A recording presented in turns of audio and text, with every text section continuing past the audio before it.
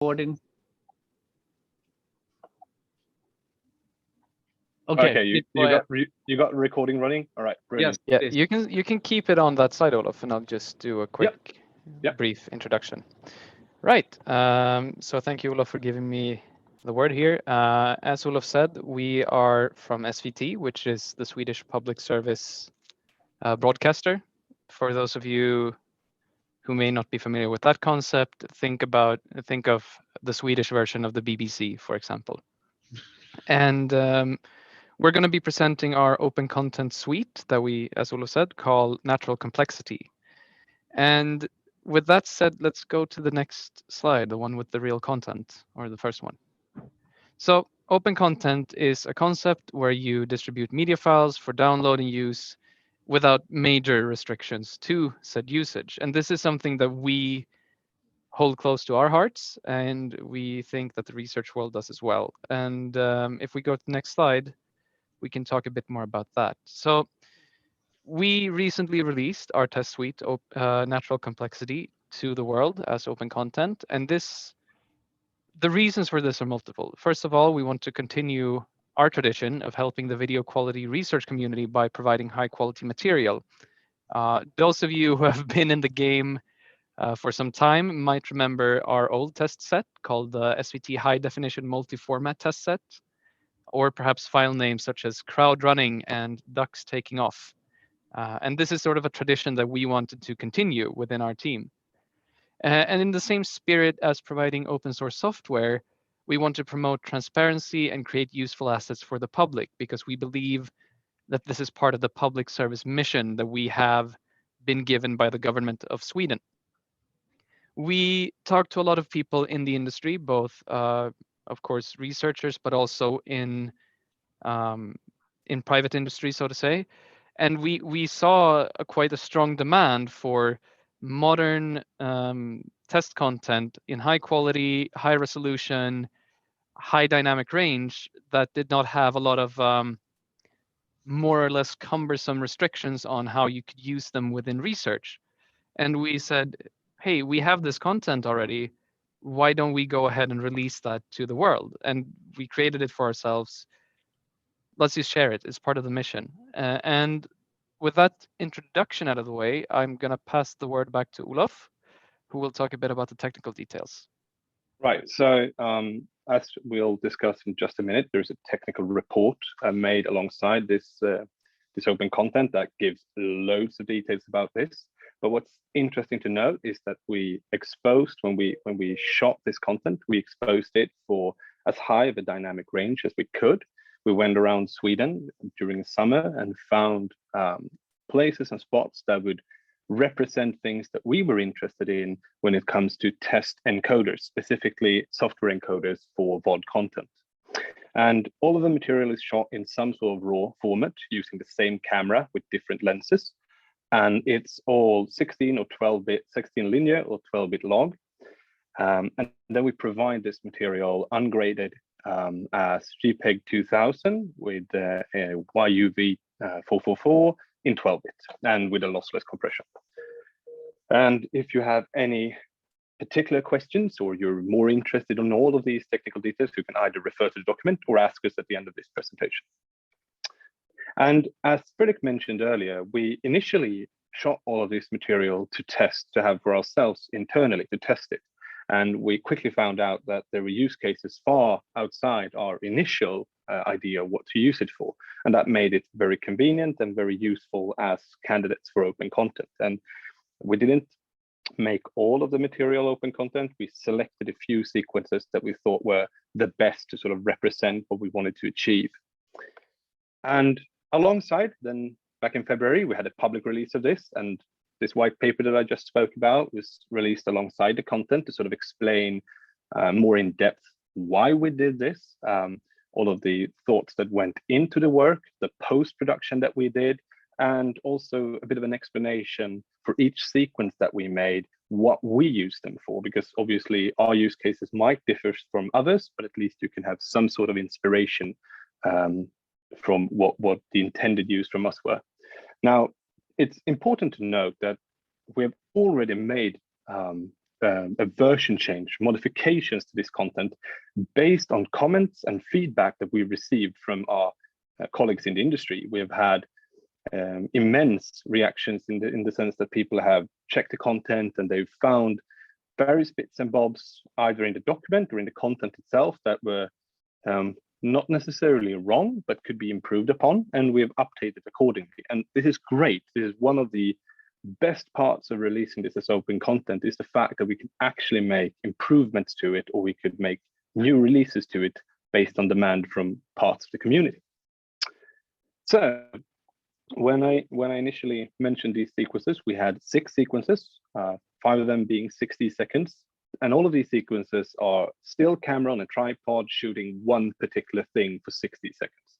You might wonder, why 60 seconds? Not why just 10 seconds? And the main reason for this, there are several, but the main reason is that our experience is that having longer sequences usually are able to expose errors that an encoder can provide, usually connected to detail retention, and when errors propagate through frames on longer scales. There are certain errors that we are usually only able to find 45 or maybe 50 seconds into a sequence if it shows the same content. So it was important to us to have something that was longer. And apart from that, there can be slight variations within that particular frame, and also it's easier not having to loop content in certain contexts. Now, one of the first demands that we received was that it would be great if we could connect all of these into one sequence, so it actually changes content. So we made a 7th sequence that we call Natural Complexity, the same name as the suite, and we just added all of these sequences, 10 seconds from each, in a row, and then we actually added a 7th sequence. That's not shown in this particular case, but that's also open and available at the same location if you think that having the same content for 60 seconds is boring. Okay, so I was actually planning on just having a very, very quick rundown of a few of the examples to what each and every of these sequences are used for. The first one is called waterfall, which is just a normal waterfall with quite rapid water and changing sunlight because there's an overcast or at least a cloudy day and a very bright sunlight on a bright summer's day. This content is perfect when it comes to and all of this is in an SDR Rec 709 context. This is perfect for detail retention. We use this whenever we try out an encoder, or we have a shootout between encoders to see how well will the encoder keep detail in quick movements. Good examples is the froth that is created on the top of the water, or slight details at the edge of the rocks. And there could be certain water droplets that are either in frame or non-in frame. So it's great for detail retention. The second, which is called Midnight Sun, has loads and loads of things that are interesting. Different things in SDR and HDR, but one of the most particular in this case are the wind power plants in the background. That if the encoder is really good at what it does, you can actually see that it's a wind power plant. If it's not very good at what it does, it disappears. It's just a pole standing in the distance. Likewise, the forest can turn to a green mush, or it could be actual trees. And the water is, as always, is very, very hard to encode properly, as is the difference in light and darkness. This is more protudent in HDR than in SDR, but still useful in both cases. The third sequence is called Smoke Sauna. And it's a traditional smoke sauna with a fire in a very dark area with lots and lots of smoke. To this particular crowd, I think it's quite self-explanatory why the smoke is hard to encode and why the difference in darkness and light is so important. And this is one of the sequences with the highest dynamic range that we were able to achieve with this camera, just about 11.5 stops, if I remember correctly. This difference is huge, and we use it for everything, to test monitors. We use it to test encodes on those same reference monitors or commercial TVs. Now, the fourth sequence is called Forest Lake, and this is mainly used to test movement, as in motion vectors. There are particular details in the shoreline that are very interesting to see whether or not they're actually there after 20 seconds or 30 seconds. But the water here moves at different rates and contain different amounts of color, which means that if the encode is pretty bad, then the furthest part of this lake will start looking like a zigzag, and the closest part, the foreground, will look like a mush, which is, again, hard to encode. It's very hard to get this to look nice properly with high compression encoding, which is what we do for streaming purposes. But it's a good way to do shootouts with encoders. Now, this, which is the second final, or at least the fifth sequence, doesn't really provide that much difficulty in terms of encoding detail. However, the image itself includes lots of colors that are hard to reproduce in the Rec. 709 color space. So there are certain aspects of brown in particular that are easy to see on a reference monitor for slightly larger color space, or slightly wider rather, whereas they're not, at least we haven't been able to reproduce them in Rec. 709. And we use this as, among other things, mainly in HDR testing when we are trying to provide as good of a color representation in our encodes as possible in regards to particular devices. It's worth mentioning that if you get the dynamic range leveled properly here, you'll be able to see the tools within that smithy at the very middle of that screen, and you'll be able to see the highlighted details in the grass in the front, which is really cool. And finally, the final sequence is just a normal torture test. It's a drone hanging with a camera hanging, flying over water, going down. It is nothing new in terms of, or novel in terms of what's hard to encode. It's just water with different luminance moving slightly diagonally upwards. And we use it just to see, all right, are we able to keep as much detail as possible and retain high frequency information to a level that is visible to us. And with that, I'm actually going to hand over back to Fredrik. Yes, so as Olof said, we released this a while ago, along with the paper and a website with access information. And since then, we've gotten just an overwhelming amount of positive reactions from both the industry and as well as researchers within an academic context as well. We've seen a lot of, well, gratefulness almost, because test content that is up to modern standards and provided with a permissive enough license to use in some forms of research is very, very hard to come by. And the reaction was, finally, we can start using. We have something that we can start testing with, aside from Big Buck Bunny, if we want to make our research public. And we've seen that this content is already used by other public broadcasters as part of their test batteries for encoder testing. And I can't name any names, but we've seen that this is being used. And within the first week from launching this, we already had 23 terabytes of download from our file location that we have it on. So if we go to the next slide, you can see where you find it. It's svt.se/open/content. You will find the files themselves. You will find the white paper explaining everything, as well as a short blurb about the suite itself. And I think that's the last slide, right, Olof?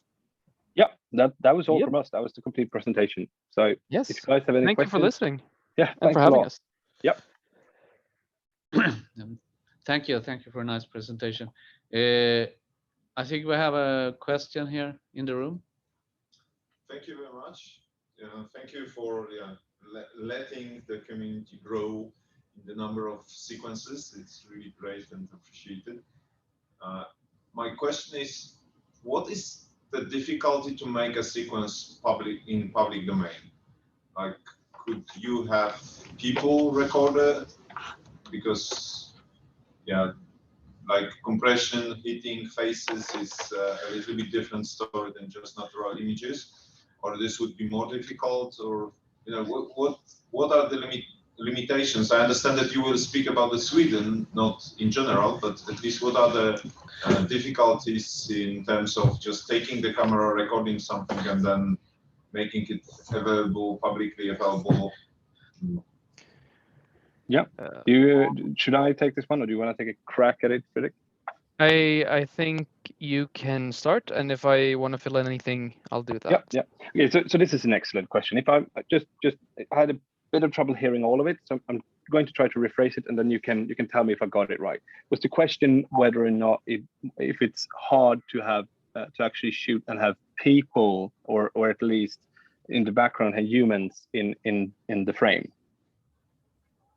Or did I get the question wrong? What are what are the limitations to make your recording publicly? Right. Okay. Yeah. So normally, if I take a camera and I shoot that content somewhere in Sweden, and I'm not filming anything that's illegal to film, there is, as an employee of SVT, there is no problem releasing this. We could, for instance, we could grab the same camera. We could go out if there is something else we would like to shoot, for instance, and there are already plans for this. We could shoot something completely different, and we could upload it again without any legal hassle. We sort of, as we went through this process at the beginning of this year, we have cleared everything out in such a way that I believe we could easily create new versions or new content that would be open and using the same CC BY license. If that answers your question. And just to fill in, that sort of assumes that we're doing the process in the same way that we did for this suite, which is that we do it all from beginning to end. We don't hire anyone to film for us. We bring our own camera. We grade it ourselves. We output it ourselves, because as soon as you start involving other legal entities, discussions about rights and sharing and etc. can get a bit more difficult. Indeed. But there is no limitation to having people in the sequences. No, and I mean, especially not if the people are us, or someone who's completely agreed to the project. No, not that I know of. No. Yes. I wouldn't film people at random. No. In the city, but just having a human in picture, there is no problem with that, as long as they agree to it. And if I remember Swedish law around this correctly, you could theoretically have passersby, but that opens a can of worms that is very you don't necessarily need a sign off for it unless they are to feature prominently, but you get some issues wherein you publish it, someone sees it, says, hey, I'm in this, I would like you to take it down. That could be a bit harder to get around. But it's worth mentioning that one of the many things that people have asked us for is having humans within a sequence with humans in it, because obviously skin color, skin tone, skin features, details in general, having a human there is particularly interesting to see the quality of an encoder, and it was outside the reference of what we were looking for initially, but it's clear that that's also a high demand. Yeah, definitely one of the best sequence to test is the one from the marathon or from a running. Yep. Crowd run. No. This is really. And crowd run is excellent. It's great. I'm not entirely sure that crowd run would be as easy to shoot today as it was back in 2006 or 2004 even. But I mean, I can certainly see a future where we would try to do something similar, especially now that our own colorists have asked for it. Yes. They have asked for material of the same quality. We're using the same process, but containing humans in them, simply because it's more interesting for their workflow. Excellent. Thank you very much. Any other question? We have one more here. Is the content available both in SDR and HDR? Yes, the content is provided currently it's actually provided in 3 formats. That's official, and 1 in unofficial format. It's in SDR, that is Rec 709. It's in HDR conforming to Rec 2100, 2100. We have created EXR files, offload EXR files, which are placed within an ACES color space. They are functionally the same, but they are in an ACES workspace. And we have also provided one of the sequences in Dolby Vision just for testing purposes. Thank you. So just a question. I know we discussed this previously. One of the reasons you contacted me was that we said we would host it on our video database site. Is that still interesting? I mean, absolutely. Okay. Absolutely. I mean, Yes. and there are several reasons for this. So one of the reasons is that we believe that there is no I mean, having it hosted on many areas makes it more available. And there is, since it's open and the license is CC BY, then the more places to choose to host it, the happier we are. And then, I mean, of course, that makes modifications harder. But then again, we're happy with the content as is right now, and we will host it for the foreseeable future as well. But we can't promise that we will be able to host it in the same way that we are doing now forever. So making it available at other areas is a great idea. We love it. Okay, great. Any other question, comments? Seems to be none. I don't see any. Yeah, one question on Zoom. I get. Let's see. So who is? Please go ahead. Anne-Flore. Okay, I'm not sure I can do so. We hear you. Okay. Thank you for sharing all these contents. We know that it's actually costly to create content, and I'm wondering if you're planning to extend the number of contents. That is entirely. I mean, the short answer is yes.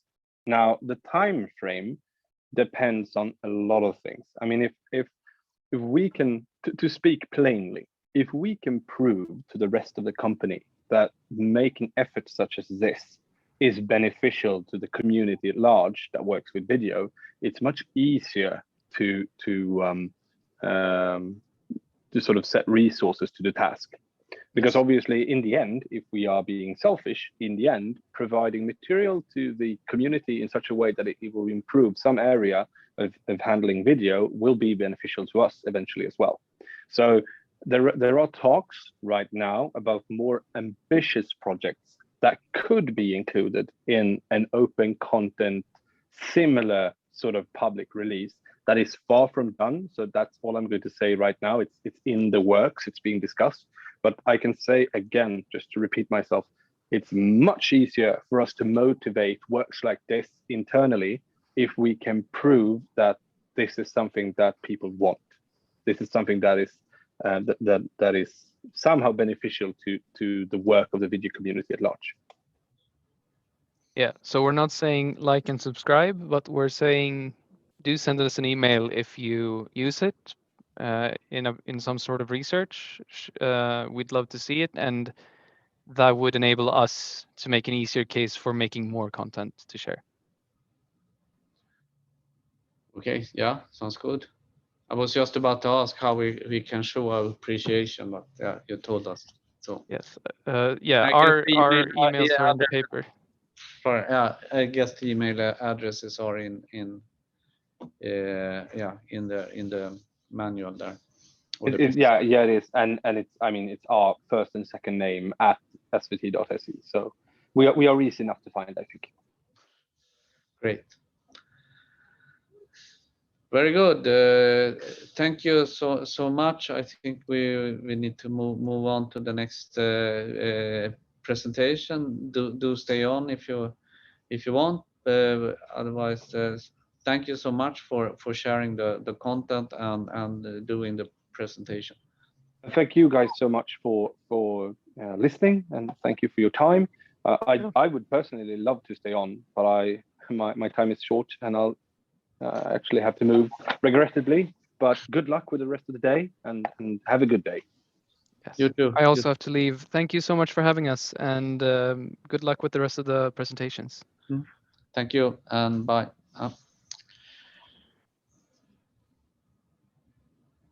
Okay, let's see what should we do as the next presentation. What was on the agenda? Let me see. Someone said that the website was down. Seems to be slow. No, here it comes.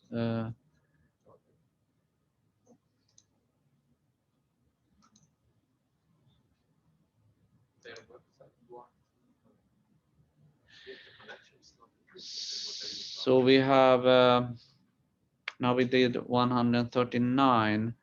So I guess 128 would be next.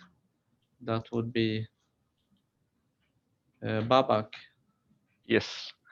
So I will just share my screen.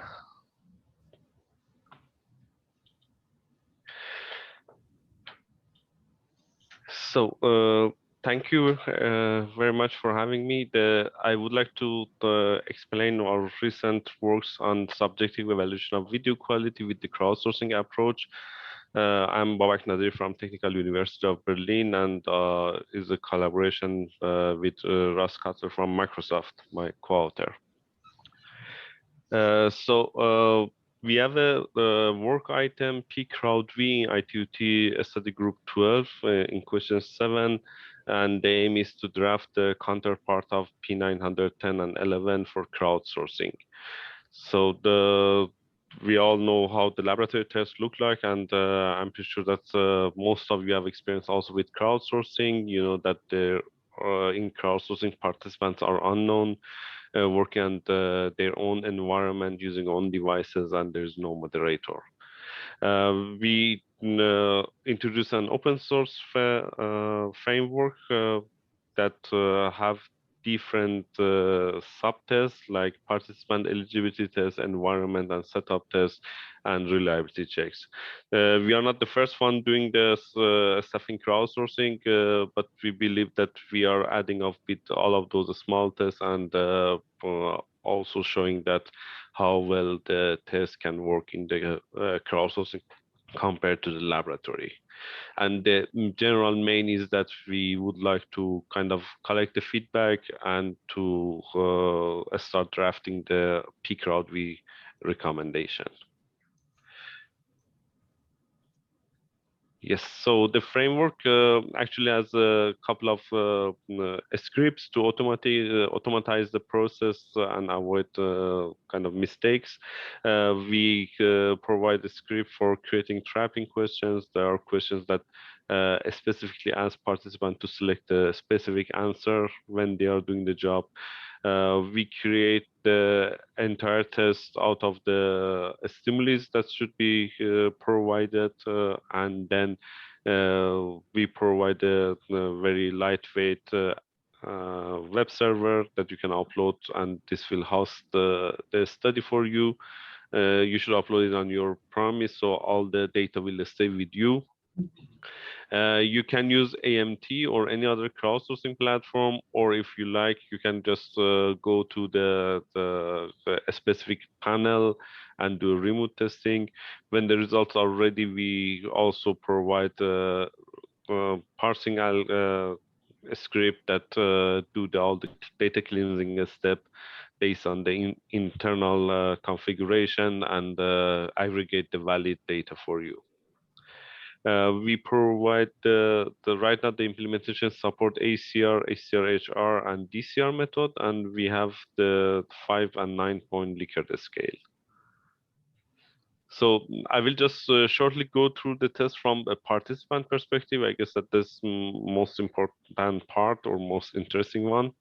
As I said, the tests have different components. We should just remember that in the crowdsourcing, the task should design to be short and to be done by everyone. So we don't provide a long session like go ahead and rate 50 videos in a row. Rather, they are 10 to 12 clips that should be rated. The sections are, we have introduction, qualification, calibration, setup, training, and ratings. Ratings is the important one, which people really do the rating of the video there. All the steps in between are either appear only once or after some time reappear again to make sure that the participants are in the proper setup. In parallel, we have a background check as long as the JavaScript let us. So getting the resolution of screen based on what JavaScript is providing, a screen refresh rate, and you can filter based on PC or mobile or both of them. And we also have we force all the videos to be downloaded on the computer of participant. So we also do a kind of network test in parallel. We have a specific video playback component, which is based on HTML5. Just on top of normal video playback, it's forced to watch it in the full screen mode. It also records the duration of the playback, if it is equal to the duration of video or it takes a little bit longer. And it's also forced the participant to watch until the end before they be able to start rating. About the qualification, maybe two interesting ones would be normal color vision test and normal or corrected to normal visual acuity test. For color vision test, we did some pre-test from each year the plates out of 15. We end up to see that only 2 plates could be enough to with getting 98% accuracy. So we only include those 2 plates already in the study. For the normal corrected to normal visual acuity test, we have a 2-step test.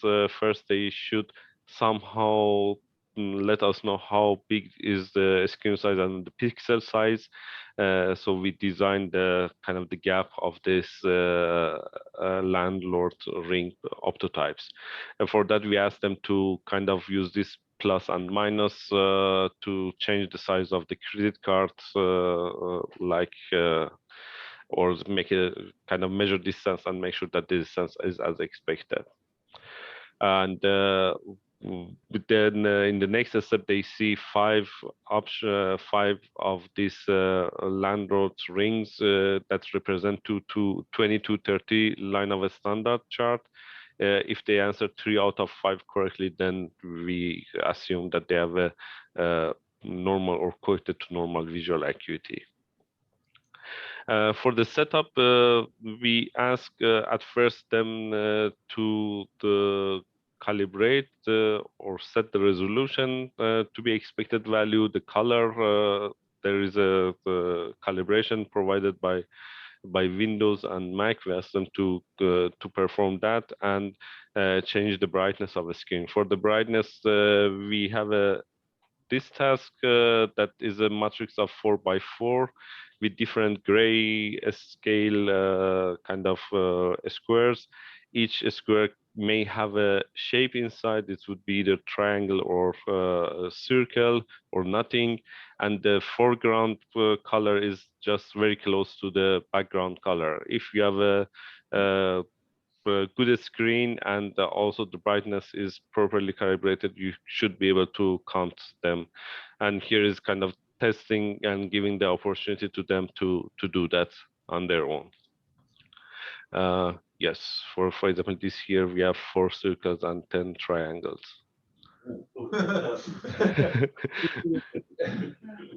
So the next we have another setup question that is targeting the viewing distance. We have 3 pair of images showing to participant and ask them to select the one that has a better quality.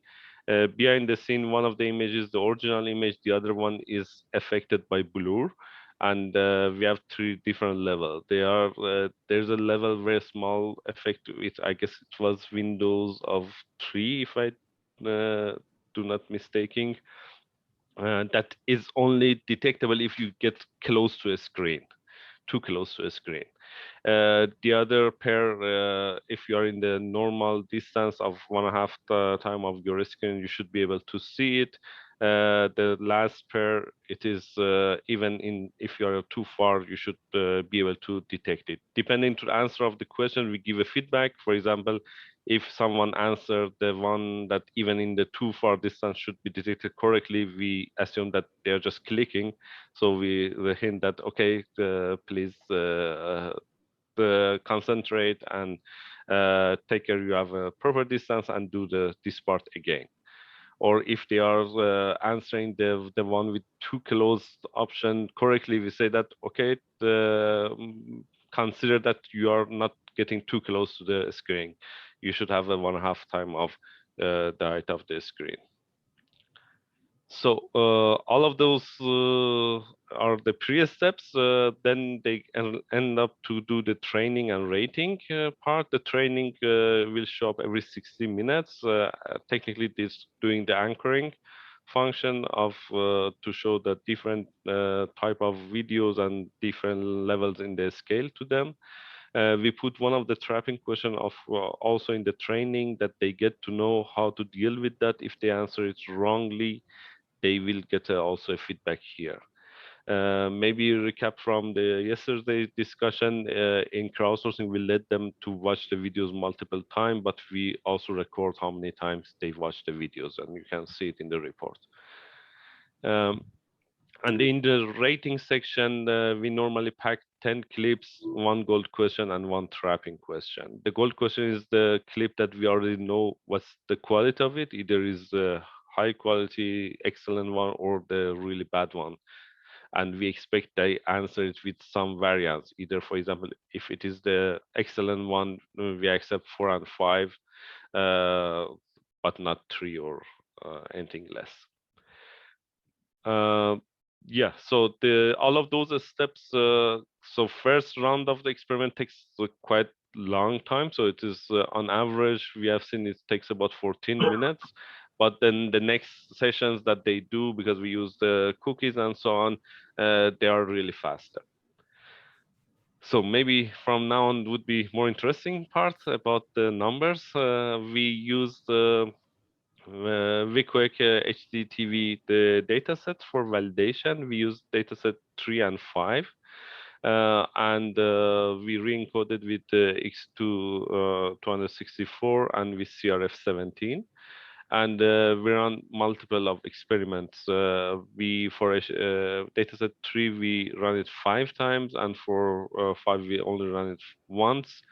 Average correlation to the lab was 0.952, and you can see also two scatter plots on the left hand side from one of the runs of HDTV3 and on the right hand side for HDTV5. We run this the experiment with the dataset 3 5 times to make this reproducibility test.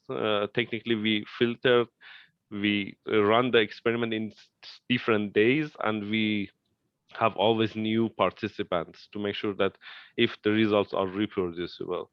We have a good correlation between all the runs, so that was satisfactory as well. We also did an ablation study with multiple sections. We have tons of criteria and so on, and it only makes sense to keep them if they are kind of having an influence. Each sections refer to different studies. So on top, we had we combine all the experiment of reproducibility tests. If they all pass, all the group participants who pass all the criteria, they have a 0.96 correlation. But if they fail each of those criteria, you can see that what was the correlation of them to the laboratory data. Again, for viewing distance, we conducted separate experiment. We technically we let them go without giving any feedback to them in that experiment and divide to two groups, the groups that pass or two groups that failed, and then look at the result of them. For visual accuracy tests, again, similarly, last part was about calibration and trapping clips. So we conducted different experiment, 3 different experiment again, and in one of them, the calibration section was removed. The other one, the trapping clips was removed. And these are the correlation and other statistics to the lab data. So all of them are presented in the paper that I will show the link maybe at the end of at the last slide. So I didn't want to go in details. Another thing that maybe would be interesting, we have quite many of data points collected during these experiments, so we could do something to look at that. What is the number of votes that we need for crowdsourcing experiments? Probably that would be interesting for you guys. That would be here is a simulation study. Given that we said that we randomly sample part of the votes from the studies and then calculate the correlation based on this subset and either lab or the entire crowdsourcing. So we more or less see that kind of after, if we look at the correlations, after 40 clips, we are just getting saturated. And for RMSE, we see that it's also is more or less the same way. So next steps for us is that we still need to do more implementation.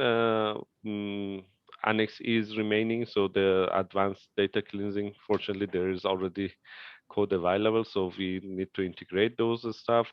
We want to extend also to cover the other test methods that are in the recommendation. For the testing, I would be very happy to get your feedback if you recommend to do tests with other data sets as well.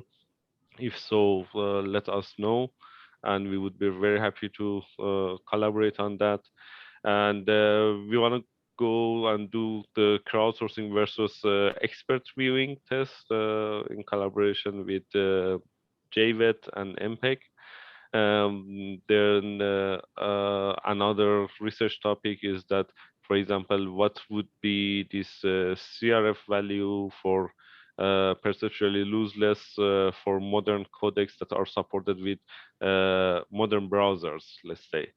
That's also something that we need, because we need to make sure that the video can be played on the native browser of the participant.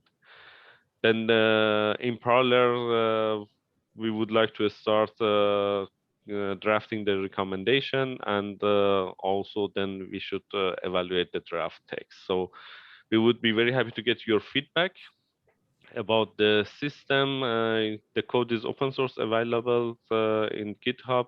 There's also a paper with all of the details of the studies that I didn't explain them in detail. So feel free to check them out and let us know how we can improve it. Thank you. Questions or comments? Thank you, Babak. Nice presentation. Yeah, we have a question from Lucian. Hello. Thank you very much for the interesting presentation and also important research direction. My question is just, are the data available, like the whole data, including the subjects that failed? Or are you going to make them available one day or another? Yeah, that's a good point. So you mean the subjective data from crowdsourcing? Yes. So, yeah. That we can consider that. We didn't decide that. We didn't think about it, to be honest. But it's a good point. So do you see a kind of different evaluation as well on the subjective ratings, right? Yes. So like my following question is, have you checked the MLE method or GSD, the one that we presented with Jakub? Jakub was presenting the GSD, I guess, would be probably a little bit more difficult to use, but MLE is already in the standard. So for me, for example, it's a very interesting question. What happened to those codes when you start to use the other methods? Yeah, that's definitely something that we would like to take a look at it. And I added in the kind of in the top priority of development to include MLE method. Right now, I hope that I can do that before the ITU meeting, so we can have it also then by that. Mm-hmm. Because with this method, at least for me, the things that would be very interesting, it's not only what are the performance of the obtained results, also what is the performance of MLE method itself, and how much, I don't know, we can estimate bias, for example, or how much we can, what is the bias distribution, for example, for the, yeah, and things like that. So if yeah, those are interesting questions for sure. Also, like how much the GSD can model such data would be a very interesting question for us. So there's plenty of questions with so many data, especially, and an option to compare it to the laboratory study. The for sure enormous amount of different tests that we could run. Yes, sure. So I will check back and kind of if we want to publish it, probably we will update the paper soon, so that we will also put a link there. Thank you very much. Okay. Any other question? Do we have any question online? Hi, I have a question. So we also have a platform, and I really like the fact that you actually can check the qualification of the rater. But my question is more from running a test point of view. For instance, if we use Prolific as a panel producer, we needed to indicate the price of a session for rater, and it's one price. However, with what you presented, you can have raters that have a 15 minutes test, while some others have 5-minute test. Do you think this is something you could manage somehow differently in the future? Yeah, unfortunately, is the problem with this kind of fixed prices with the crowdsourcing platform. So we have upfront, we tell the workers that it makes sense to do at least 3 submissions to this package, because the first one doesn't really make sense. It doesn't work. Doesn't really kind of pay out. But if they do more than they do 2 or 3, then that would be kind of make sense. In parallel, we also provide bonuses if they do more than X amount, so kind of quantity based and the quality based bonuses on top to kind of push or encourage those high quality workers to do more jobs. But this kind of it's totally unbalanced, saying that the work that they do in the first task with the fixed payment and the upcoming works. Okay, thank you. I have another question, if I may. For some tests, we have trouble finding a gold stimuli or even trapping stimuli. Do you have something to define what is the gold stimuli or trapping one? So I normally go with use either the original kind of original files, and then only the loosely kind of encode them for gold to have a kind of excellent quality.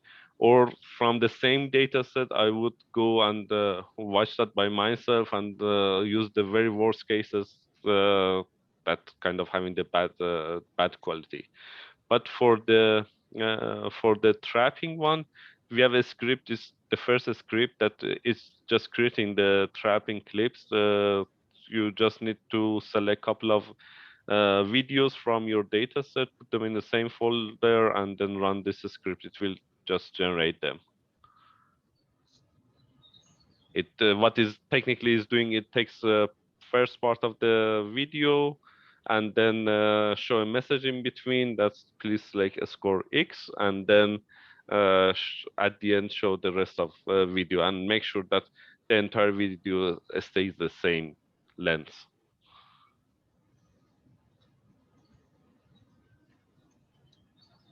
Okay, I'm not sure I got the trapping process. I'm sorry. Yeah, if you check the repository, there is a script. This first script that is doing it, but the trapping question for me is that I specifically ask participant to select a score, either 1, 2, 3, 4, 5. And then how I do it, I do it put it inside the video clip. So first the video clip starts. After a couple of seconds, there would be the gray image with the text saying that attention, it's a check. Please select a score X to show you are concentrated. And it stay for a couple of seconds, this message on the screen, and then continue with the rest of the video. But it's just these type of videos I create using this script number 1, create trapping clips. Okay, thank you very much.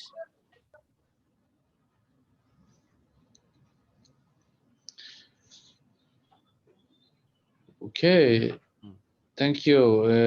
I don't see any other questions, so maybe one question can I have from the audience that if they see any other data set that they want to see the result of it, to compare it with crowdsourcing versus lab, if they have any kind of hint that, okay, this would be a tricky data set, take a look at it to evaluate this kind of the measurement system, that would be great if you can point it to me. Okay, anyone has a suggestion, or they could always email you if they figure, yes. Yeah, the one that was presented by Lucas is probably tricky because it contains 2 different distortions. And I understand that in what happened in the lab experiment, where people seen all the clips, they created certain certain levels of the distortions, yeah, like they order somehow those clips. But in the crowdsource, well, your crowdsource is not this super typical crowdsource, because they will see. I understand that you encourage them to see at least 30 videos, yes? No, they have a training session beforehand. The aim on the training session is to make sure they have a understanding of the entire range of a scale. Training session takes at 6 or 7 stimuli. Wow. So if someone is doing really just 10 clips to be rated, then it's spending probably on all the setup more or less the same as on rating. Is it correct? I didn't hear you properly. Can you repeat? What I said is that it means that if the training is 6 different clips, yeah, it means that the training takes nearly as much as the rating. Yes, more or less, but only it appears every 1 hour. So they do it once, and then in next session they don't do it until after 1 hour. There's a cookie that is expiring, and then next time they want to do the job, they need to do the training again. And how much the training is about, learning them what is 1, what is 5, etc. So we don't tell them that it is one or two what to select. We try. So the idea is that they can select, or we put the clips from different scale positions, saying that from 1, 2, 3, 4, 5, that they get an understanding that's what is coming. Yeah, so again, I would say that the Lucas example of an experiment where you mix a compression and clipping coming from HDR. This would be very interesting, because then it's probably more difficult to, within a training, to really build the scale. So then there is a chance that that the experiment would be more far from the lab experiment. Anyway, we also seen it for the HDTV, yeah? Because there is a high correlation, but you can clearly see like there's no linear relation between those two. And this is probably coming from that, or maybe you have another explanation. Yeah, I think there is a strongly depend to the data set. So there is always between the lab and crowdsourcing, there's a bias in whatever domain we're talking about. But it's kind of a little bit of kind of increase on the topper side. I also see it. That could be because of whatever screen or the anchoring effect. I think that, for example, the dataset 5 work better, beside a couple of outliers that's obvious on top. But yeah, it's kind of depending to the dataset, I guess. Okay, I see that Margaret has a comment on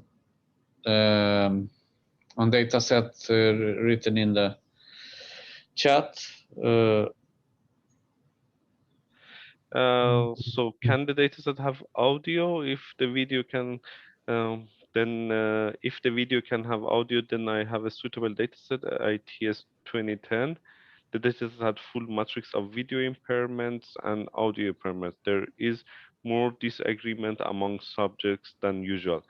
That sounds very interesting, because the P-crowd is supposed to be counterpart of P910 and also P911. So we definitely need to add the audio sooner or later. Right now, I think from the perspective of just playing the audio, playing the video, doesn't matter, but the scale is only talking about the video. But as soon as we add the audio scale, we can maybe try it. Thanks, Margaret, for the data set. Okay, thank you. I think we should move on with the next presentation. Thanks. Thank you, Babak. So I guess then it's more or less our presentation, right, yes. Lushan?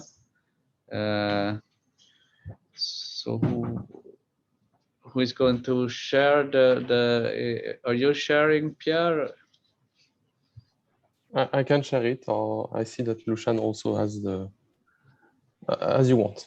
I can share it. Probably being here, it will be better if I stand somewhere. Okay, then I will, it will be more share the screen. Nice.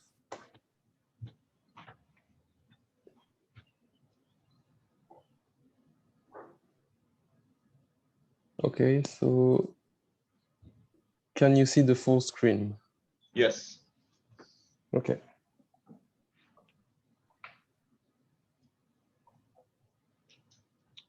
Okay, I should start.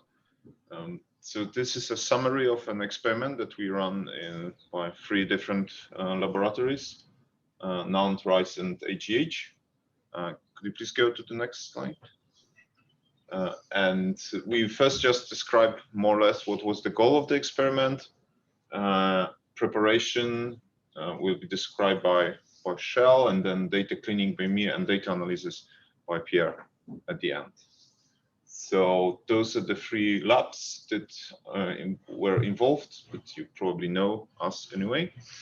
And now going to the preparation. So Kjell, the floor is yours. Thank you. So it's a rather elaborate design on this experiment.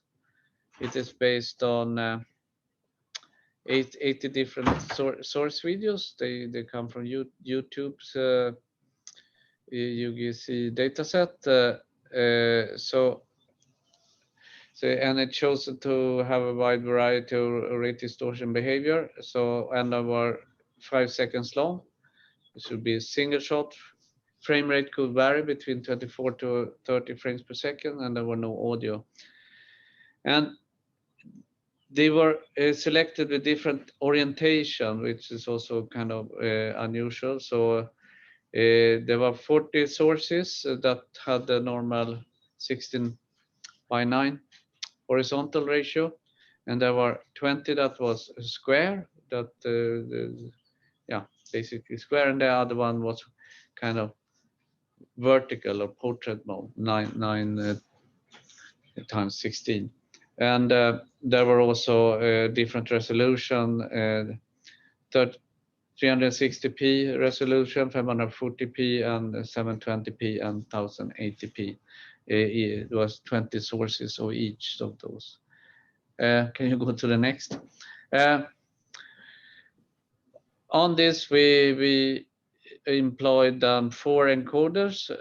3 was H.264, different implementations and QP points, and then there were 1 BP9 that was had target bitrate.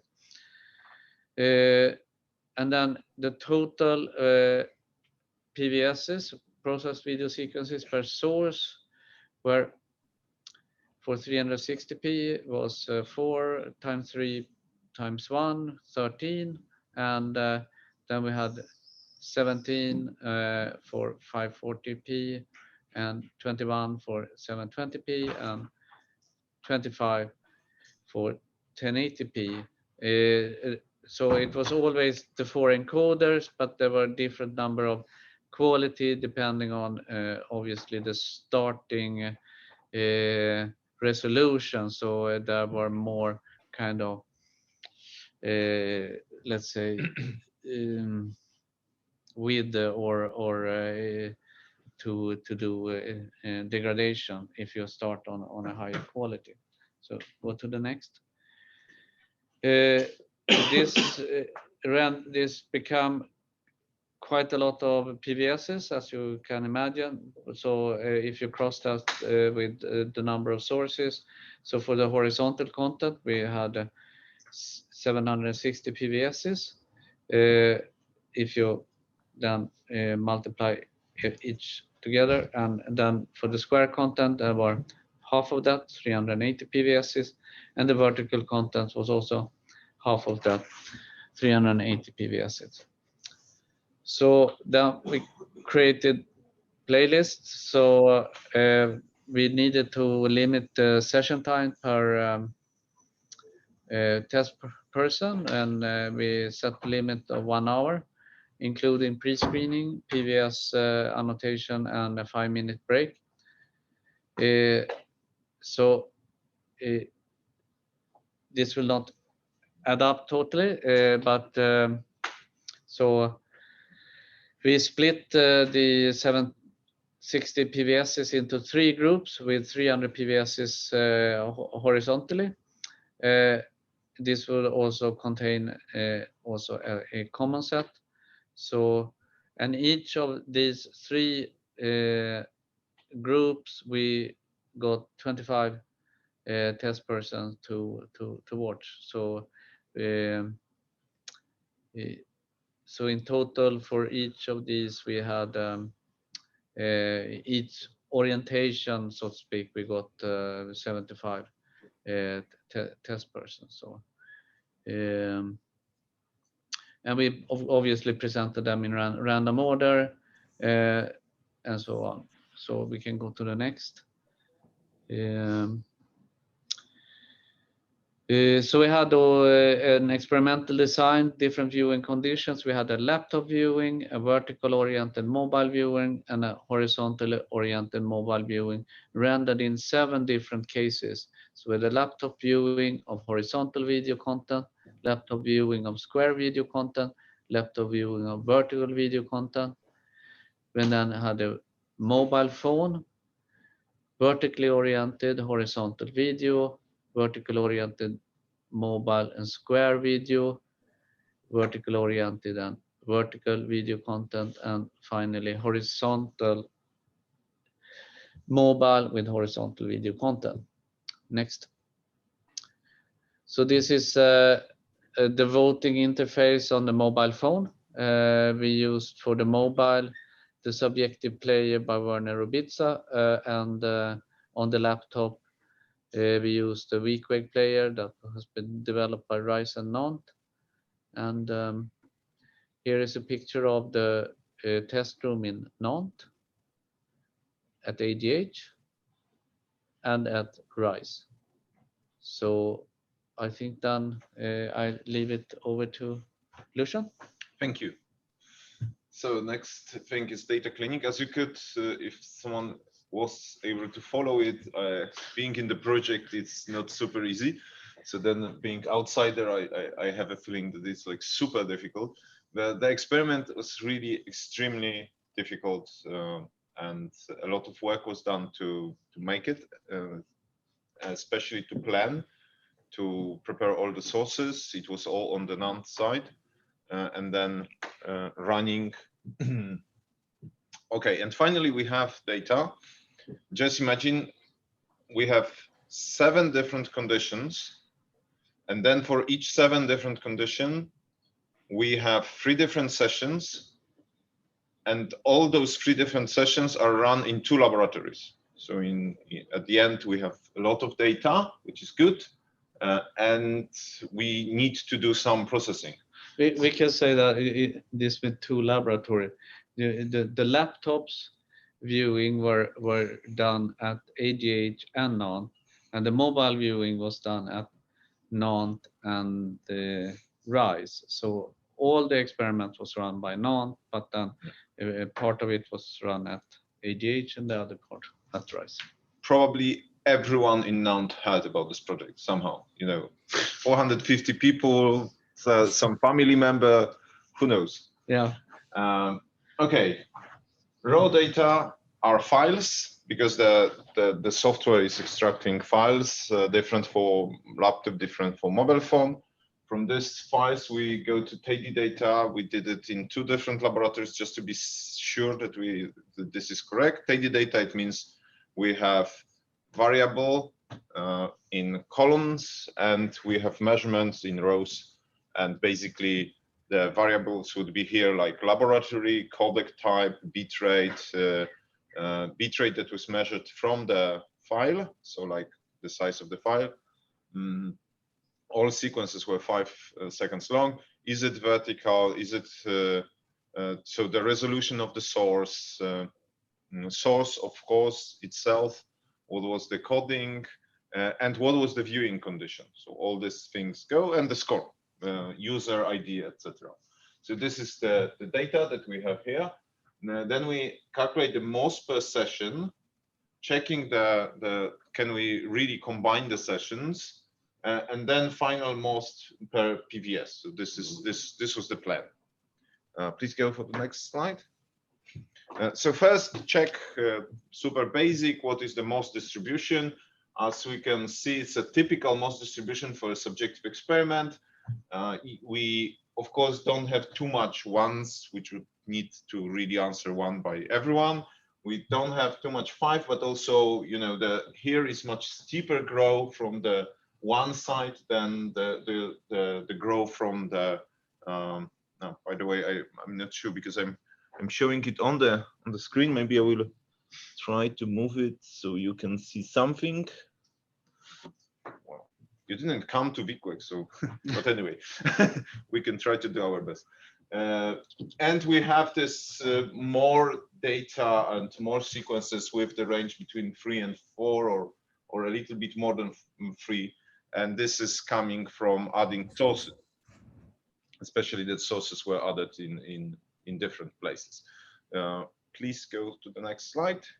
And the first question, as always, was the correlation between the subjects. So, like, what we are interested is what is the correlation between a subject and a mean for the whole subjects from the same laboratory and the same session. So this is the question. And here we have different viewing conditions. What is interesting is that not necessarily different subjects, like PC square and PC vertical, those are the same subjects, but different conditions, we split them and separately analyze what is going on for different conditions, viewing conditions. And as we, to some extent, could expect, what is even better visible on the next slide. If you could please go to the next slide. This is the same, more or less the same plot that you've seen before, but this time the shape here is the shape of the distribution that we obtained. Okay, so as you can see, for the PC horizontal, the scores, the correlations are really tight. Yeah, and this is what we expect. It's a typical subjective experiment, no problem. Really few subjects below 0.75. And well, this is something that we expect from a well-designed experiment. We have 150 subjects, so definitely we expect some people to have low correlation, but in general it's very good. And then when we start to go to more difficult cases, we see that the correlation basically drops, and the worst is for mobile standing horizontal. It means your mobile phone is standing, but you are watching a horizontal content, which basically takes just small part of this, and probably you don't see much. So automatically your answers are more random, and we can see it. So basically this whole correlation distribution that we obtain actually tells us, well, the experiment were correctly, and we can clearly see the differences between different settings that we supposed to see. Yeah? This is okay. Please go to the next slide. So then we calculated the correlation between different sessions, and here, as we can see, it's very good results. We just take into account that the scale is from 0.95 to 1, the correlation. On the scale from 0 to 1, we wouldn't be able to see much. And on the other hand, if the scale would be from 0.97 to 1, it would look like those 3 points are super far away, which is again not really the case. So this is a good correlation between different sessions. Those 3 points, they are not so well correlated because of the, well, not totally know why, but somehow the few worst sequences from the common set were scored higher, actually in both cases, so in both sessions. So the points are really not so much scattered, but the range is smaller, and automatically correlation drops. Well, not much, but still it drops. So this is completely not related to having like a strange behavior there or something like that. It all looks very well. So this leads us to the conclusion. Yeah, this is the example. As you can see, this is one of the blue dots that were with slightly lower correlation. And as you can see, it's exactly because of that for another laboratories, the points were somewhere here. And this was enough to change the correlation by 100. So still not very significant, but just a little bit like a curious example in what happens when you do some things like that. Okay, one could mention that I think I remember from the HDTV test that these correlations are on the same level or higher than the lab-to-lab correlations in the HDTV test, and that was kind of considered as a very well-designed experiment. Yeah. I did yet another test, like in theory, what we are looking is not correlation, but more like association. So if we have exactly the same votes, So testing, if I fit here a linear regression, will the linear regression be the most probably such that the coefficient, the A coefficient, so the coefficient with X, the slope is 1 and the intercept is 0. So of course it will never or almost never be 1 and 0, but within the confidence interval, we would like to have 1 for intercept and 0 for intercept and 1 for slope. But this is not the case for some of them. For some of the sessions, like actually more or less half of them. I have strong feeling that this is more property, again, a property of the statistics than really something that we should be wary of. But to solve this problem, the idea is that we estimate those MOSes using the MLE method. Then we calculate the function, the third order polynomial, but monotonic polynomial, going from a MOS for a certain laboratory to an overall MOS for all the laboratories. And then we correct all the scores within this laboratory. Well, this is slight corrections, but still there is a correction. Okay, so please go to the next slide. And this is what we did. So thanks to that, we obtained all the sessions on the same scale, let's say. And then we combine all the sessions, and now we compare 2 different laboratories. And for 2 different laboratories, this is one of the scatter plots, like between AGH and Nantes University. And the scatter plots, again, they do not have intercept 0 and slope 1. But again, this would be something actually kind of surprising if we have this result. This is statistically not so probable because of all the variances, all the things that are going on within this data.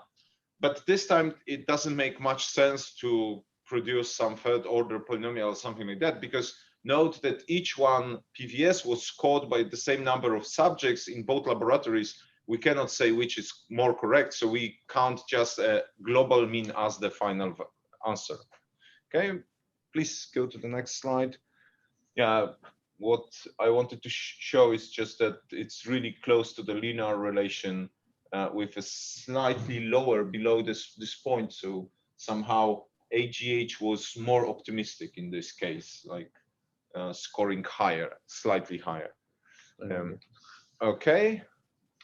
And yeah, so final MOS, we have corrected opinion scores, as I said, the one that are obtained from the MLE. Corrected scores can be used for another MLE method. So we run MLE again with the whole session, and then note that running the MLE on the whole session, we already correcting some differences between them. And then again, after the combining laboratories, we again run MLE, which again corrects some of the differences. Okay, and finally we get a MOS, and then we go to Pierre. Yes, thank you. So there are, now that we have the MOS of our PVSs, there are a lot of analyses that we can run on this data set, and in fact there are too much things to do, and so we restrained ourselves in this presentation to 2 analyses. First, some bit rates analysis. So the idea is to compare the coding efficiency based on the subjective test that we had. So we used the method developed by Anart and Ebrahimi, which is called Scenic, and it's very similar to the Bjorngard delta, but instead of using PSNR, we use MOS. And so for that, instead of using a third polynomial function, we use some logistic function instead. And using this function and fitting this function to the content, to the source that we have, we can perform some analysis, some device analysis. So here, what I did was, what we did was to compare every content, the subjective ratings of one content compared to the same content, but seen on the mobile in portrait mode or seen on the mobile in landscape mode. And what we get is that on average, when we for horizontal videos, for example, when we look at mobile portrait for a given bitrate, we will have a quality, we will perceive a quality that is 0.2 on the 1 to 5 scale, higher than what we perceive on the laptop screen. And for when we hold the mobile in landscape mode, then the difference, the average difference in MOS is slightly less than 0.1, which is really close. On the contrary, when we look at vertical videos, it's the other way around. People tend to be more demanding when they see vertical content on mobile in portrait mode than when they see the same content but in on a laptop. So that's something that is interesting. So this was the results average on the 4 codec that we have. Something interesting to do would be to differentiate between the H.264 and VP9 codec. And so this is the results. This is the average. The delta D is the average difference for a given bitrate. We can also think the other way around, which is the average, the bitrate efficiency. So for a given quality, what is the the difference in bitrate that we need? So this leads to the same conclusion. For example, in order to have the same quality on vertical videos shown on a mobile portrait, we need to spend 43% more bitrate to have a similar quality than we need for the same content but on a laptop. So that's something that is quite interesting and something that is quite unique to this dataset. Having the same content shown on different device allows us to have this kind of analysis that we found is quite interesting. Now there are also, we performed some basic metric analysis. So we tested 4 full reference metric, namely PSNR, SSIM, VMAF, and the FVMOS playback quality score. When we look at the correlation coefficient for the Pearson linear, we can see that, well, in every conditions that we can have, VMAF is performing, is the best performing metric. And we see some interesting things. For example, VMAF is performing great on horizontal content and on vertical content, but is slightly underperforming in square content. And we find the same thing when we look at the content in mobile portraits. And yeah, for PSNR, for example, in vertical video, PSNR is less correlated to the MOS. And the conclusions are the same for in Kendall rank order correlation coefficients. Now we also perform some other kinds of analysis, which is ROC analysis. It's we use the framework developed by Lucas Krasula. The idea is to have 2 figures of merits. One is how the video quality metric that we test able to give different scores to different PVS and similar scores to similar PVSs. And the second figure of merits is if we take pairs of PVS that are actually different, are the video quality metric able to correctly order the PVS among the pair? So in order to assess these 2 figures of merits, what we do is we take some subjective data set. Here we take our data set with our MOS, and then we form pairs of PVS, and using some Z-score, we separate the pairs into 2 categories, pairs where the stimuli are significantly different, and pairs where they are not significantly different. And for each pair, we have some objective evaluation where we estimate the absolute value of the difference of the scores of the two PVSs. So this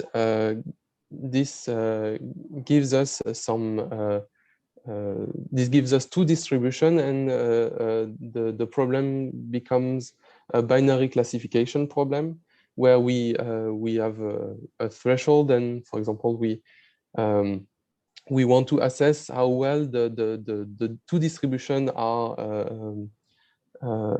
far from each other. So for that, we can plot receiver operating characteristic curve, namely the true positive rate and the depending on changing with the false positive rate.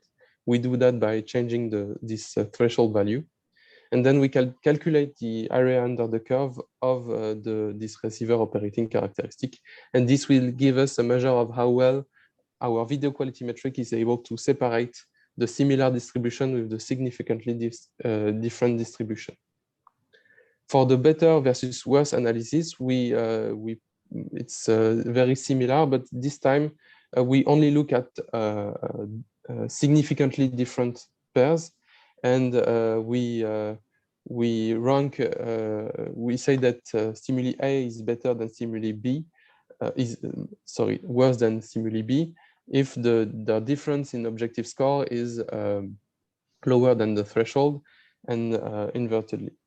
And so by moving the threshold, again, we can compute the area under the curve of the better versus worse receiver operating characteristics. And we can also evaluate the rate of correctly classified pairs when we fix the threshold to 0. Now there are there are multiple ways of forming pairs, but we use two ways of forming pairs. The first one that we called interpairs, where for a data set, we form pairs we can take PVS from the same, coming from the same source, but we can also form pairs with PVS that are not the same source. And on the contrary, we have interpairs where we only compare PVS from the same video source. This gives us two results on our video quality metrics. The first one on the left is the interpairs, and what we can see is that, again, VMAF is performing better when we look at the different versus similar analysis, and it's also performing better when we look at the better versus worse analysis. And what is interesting here is when we look at the results for the intra pairs, this time the results, the superiority of VMAF is not so, well, it's not that superior. For the different versus similar, it's, well, it's quite well performing, but so is SSIM. And when we look at the better versus worse analysis, what is surprising is that actually the PSNR and SSIM, which are very simple video quality metric, are actually very well performing, and actually performing as well as, if not better than VMAF. So which would mean that if we are only caring about comparing PVS coming from the same source, VMAF is not the most suited video quality metric. Actually, SSIM can be SSIM and PSNR can be enough to compare it. So this again is an interesting result from the test that from this data set.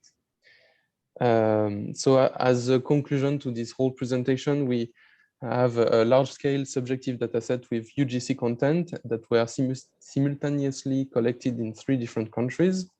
And we were able to aggregate the opinion score and compute MOS using different techniques that Lucian presented before. And yeah, testing the same content on different devices gives us precious insight, and also another note on metric analysis, VMAF is overall the best performing video quality metric, but SSIM and PSNR are actually enough, seems to be enough when compare PVS from the same source. So thank you for your attention. Question? Thank you. That's the question. Thank you for a very interesting research and presentation. And my question is regarding to the tidy data overview. When you showed something like the violin plot or analysis plot, and I'm thinking about in this part, you mean that you did something like selecting data that would be useful for the statistical part. If you did something that make the data tidy, it means that you removed some data from all of the data that you had. No. So the question was about the tidy data, how it was created, or so tidy data is just the organization of the data. So we didn't remove anything. It's just the organization of the data that makes the analysis easier. And it's actually, to some extent, like overkilling because you repeat information many times. Like, but then the beauty of it is that typical statistical software, is used to analyze tidy data. That is why it's easier. But we didn't remove any data at this point. Besides, of course, removing some tests that were not finished, and we also removed testers that didn't pass like vision test. Actually, I don't think so. We should remove them, but those are the rules. Or this was written in the contract that we will remove them, so we did.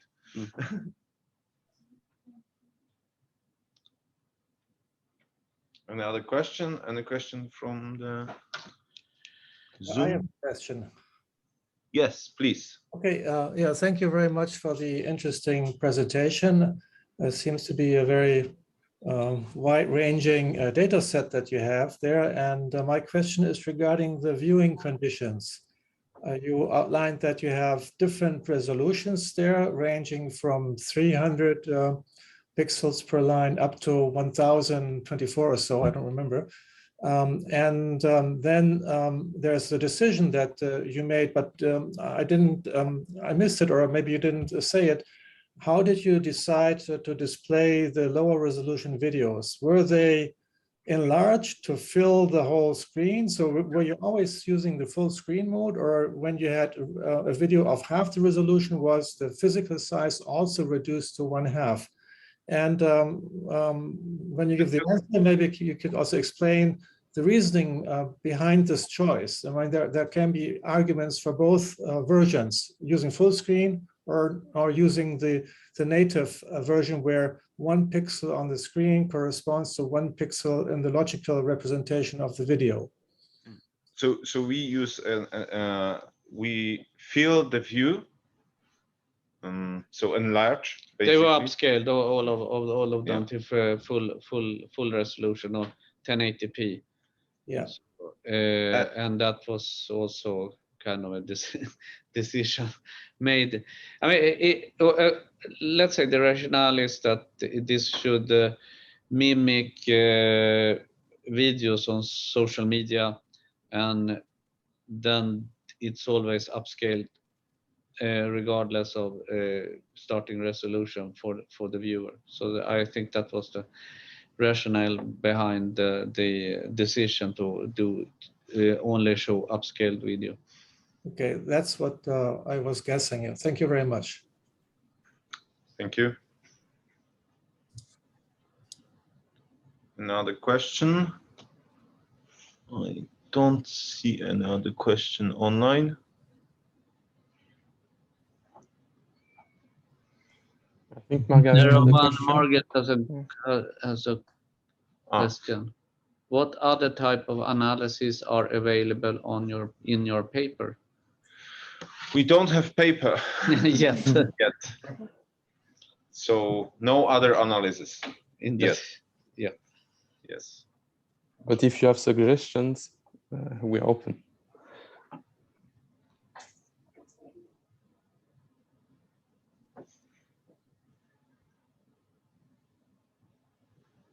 Yes, of course.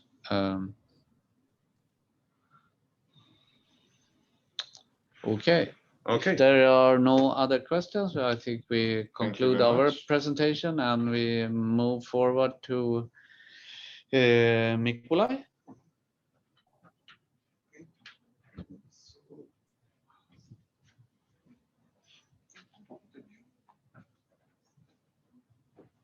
This is going to be probably the very last presentation of this meeting.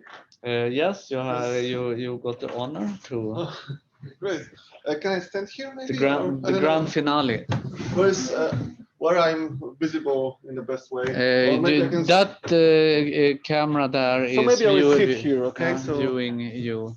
if you don't mind that I'm sitting, if you prefer me standing, I can also stand. But yes, I think that's fine. You are visible. Okay, great. So I'm really visible. I just need to share my screen. Okay, should work. Yeah. Yes, is it okay? Yes, Yes, please okay, go ahead.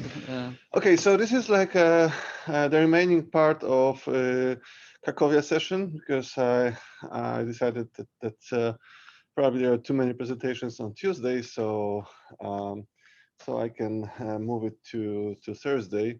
Unfortunately, it looks like I lost like half of the audience, but I promise Alban that I will respond to his questions from his presentation. At least Alban is here, so that's great. So the title of the presentation is Objective Video Quality Assessment Methods for Face Recognition Tasks, and that is the research that was made with Lucian and Jakub from AGH, as well as with Atanas Boev from Huawei Technologies in Germany. And okay, let me go through the presentation. So the outline is as follows. First, I will give you some introduction, then I will tell you something about the SRCs, I mean the source reference circuits that we used in our research. We will tell you something about the preparation of the HRCs. The actual two experiments we made, we call them recognition experiment and quality experiment, the results and some conclusions. So let me start with some obvious thing that was already highlighted by Alban, like on Tuesday, that we don't have metrics that can be used for, or we don't have many metrics that can be used for target recognition tasks. That means like for computer vision or similar applications. I mean, we have metrics like, I don't know, VMAF, PSNR, whatever else, you name it, both full reference and no reference for let's say entertainment video, but we don't have metrics operating on the, let's say, pixel level in the world of object recognition or any task recognition, or target recognition. So we try to check if this is possible to develop one, and for our presentation, or for our research here, we have chosen the quite popular face recognition scenario, one of the most common computer vision scenarios. So what we provide in this presentation, this is actually a paper. I will give you also I will also give you a name of the paper and the place where you can find it. So this is like a summary of the paper that has been already published. So both here at the presentation and in the paper, we selected a database of annotated faces, which is called LFW, labeled faces in the wild. Then we proposed a set of degradation scenarios, which are the HRCs, and then we tried to recognize the faces from the pictures with the degraded quality. And we also try to retrieve some no reference metrics coming from no reference indicators or models coming from different labs. And we try to develop a model that will, based on those no reference metrics, will predict what will be the computer vision face recognition accuracy. And we trained it, tested, validated, and provided some results. I will already tell you that, the F measure parameter of the model is 0.87, but I will give you the whole story. So this is the database. I mean, this is the just a single picture coming from the LFW database. This is the database of celebrities. You've got several faces there. This is like we have 5,700 something people. And for many of those people, there are more than one actually pictures. All these pictures have been retrieved from the web, and they have been annotated, and they have a constant resolution of 250 per 250 pixels. And so on the right hand side, you see an example picture of one of the celebrities that is included. It's just like the first picture actually, because it starts with double A. I mean, his name starts with double A. So we subsampled the database because we didn't have resources, to work on the whole database. So we just have chosen 120 images out of the several ones there. Why this is 120? Just because this is 80 images that we used for training, another 20 that was used for testing, and another 20 for the final validation.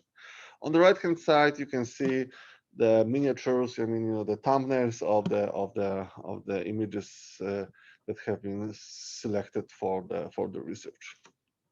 And then a couple of information of what kind of distortions we have used. Basically, we try to follow the way that let's say the luminous flux comes from the object to the digital image. So what you can see on the right hand side is like a model of the digital camera. So of course, each element of the camera can introduce some distortions, like, you've got some distortions coming from the lens, then from some wrong aperture. So then, of course, you have some electronic sensors, and they can also introduce some distortions. And of course, at the end, usually you have the JPEG compression, which is yet another source of distortions. So we considered like 4 levels of distortions. These are the photographic lighting, the camera lens, which is the camera optics, the sensor, and the further processing, which is basically DCT JPEG compression. So as for the photographic lighting, we consider the image under and over exposure.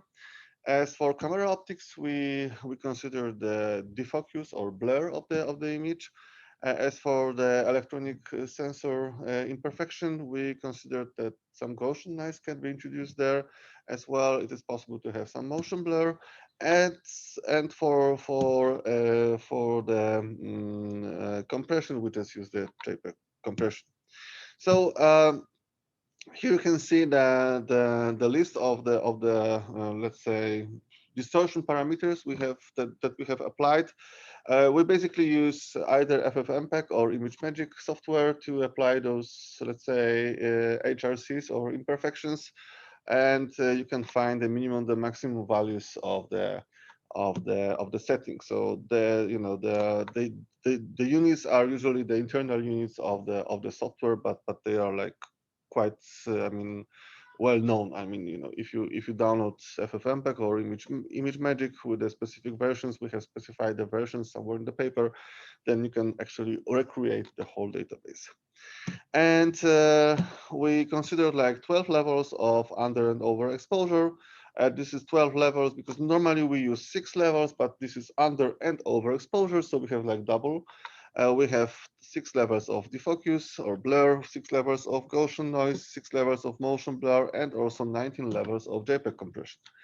We also considered some combinations like motion blur plus Gaussian noise, overexposure and Gaussian noise, as well as underexposure and motion blur. So at the end, we got 6,720 PVSs. I mean, if you multiply the number of HRCs by the number of SRCs, you have the number of PVSs.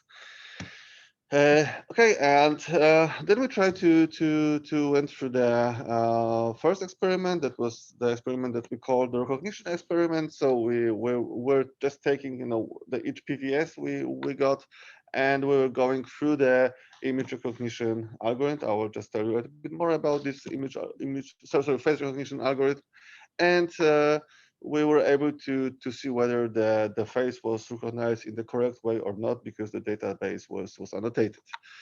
And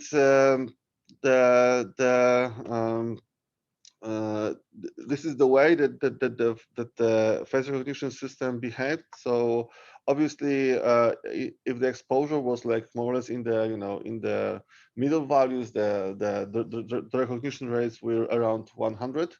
I mean, you know, we ensured that always the original images gave the 100 perfect recognition. So it was like ensured from the beginning. So the only problem could come from the you know, distortion, and not from the imperfection of the particular face recognition system.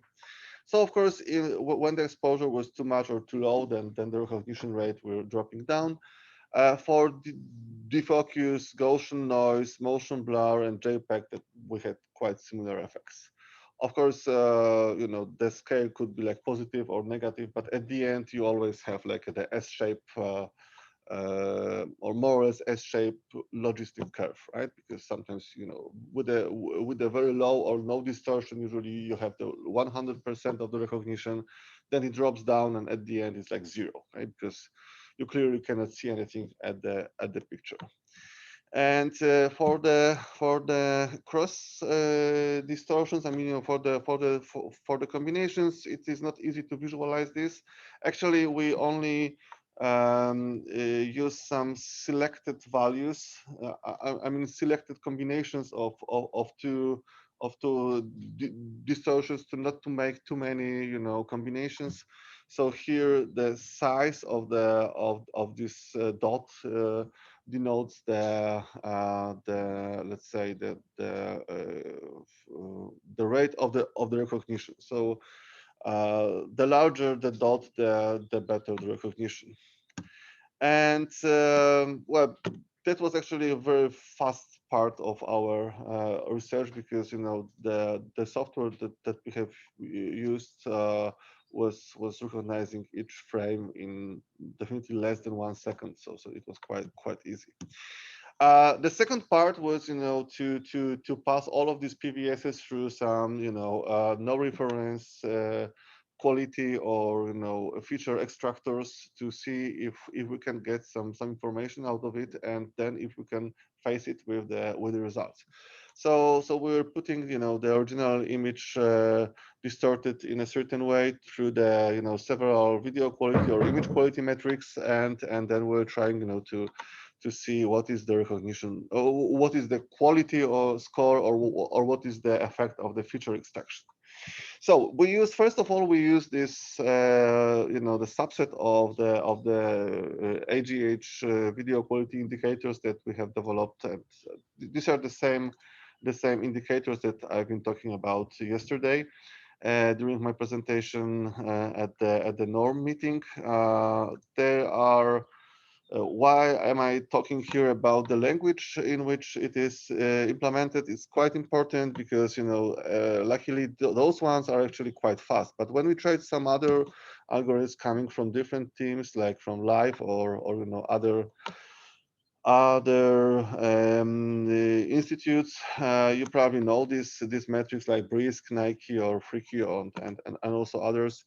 The implementations are usually quite slow. So actually, this slowed the research that much that we had to even exclude some of the no reference metrics, because when you try to pass like thousands of images through the system, that is not going to be very, let's say, practical at the end.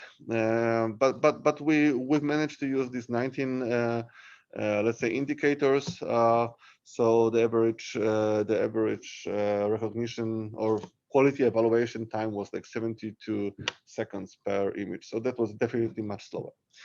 And this is how the metrics actually behaved. So as you could see, some of those were quite sensitive only to selected distortions. I'm sorry that probably it's not well visible maybe at the screen, but I will point you to the paper that has been already published, so you can download it and you can analyze it quite easily. So basically, we divided the metrics into the group of, let's say, our indicators or other indicators. Our means, the ones that have been developed at AGH, and the other are just the other ones, right? So let's say this is, for example, the behavior of our indicators versus the defocus distortion. This is the behavior of other indicators versus the defocus distortion. And we have examples also for Gaussian noise. I mean, this is both, other and ours. This is motion blur, and this is JPEG. Okay, and then we try to model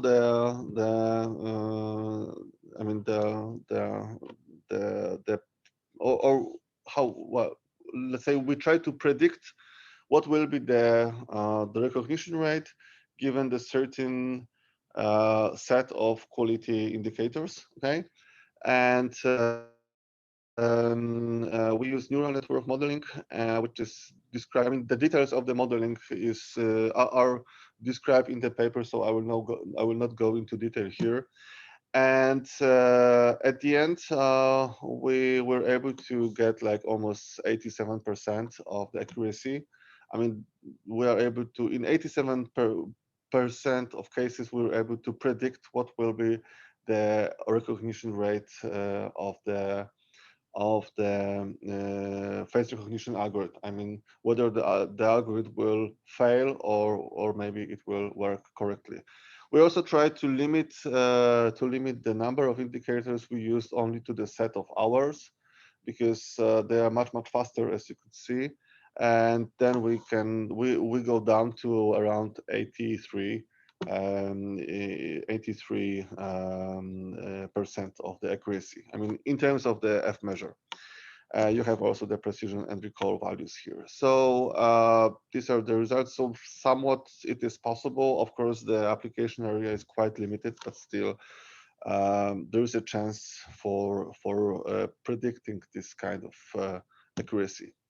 These are the detailed values. I mean, how many true positives, true negatives, false positives, false negatives have been received. Maybe I will not go into detail right now because we're running out of time. One more thing is that we were trying to see which of the distortions gave,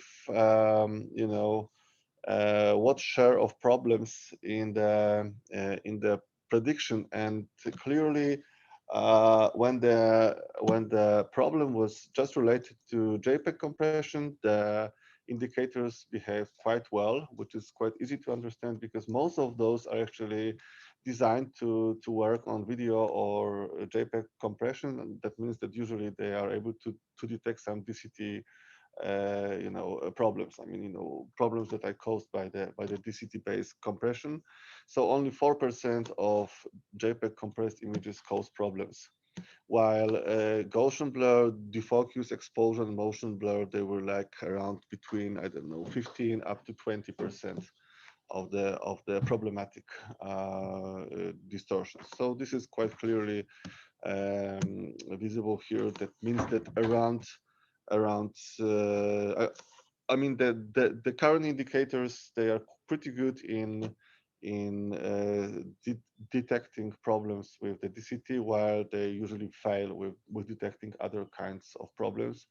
But unfortunately, the other kinds of problems can happen during the acquisition of images, and obviously, well, we are somewhat blind to this kind of distortions. I mean, at least what is available right now is rather blind to this kind of distortions. Okay, so here are the conclusions. So first of all, we showed that actually it is possible to, in some limited cases, to achieve some reasonable level of prediction, which is like 80%, 87%.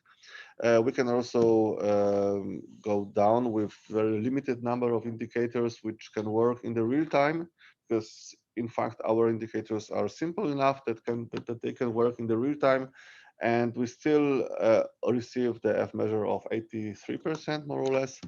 And of course, we should know that the application area is quite limited, and probably if someone wants to, you know, to build to really apply such a technology, one has to really, you know, start a little bit from scratch and, you know, design his or her own model for the certain particular, you know, application area with a certain content and so on.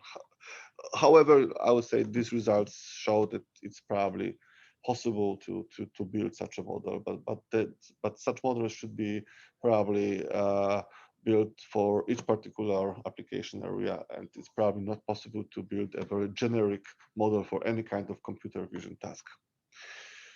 Okay, that's everything. One more thing is the paper. This is the paper that has been just published, something like one month ago, in the Journal of Electronics this year, and this is the digital object identifier of the paper. So this is going to be uploaded. I mean, this presentation is going to be uploaded, so you can click this link. So if you're interested, it's actually open access, so everyone can easily find it. Or you can probably also Google, because, you know, the title of this presentation is same as the title of the paper.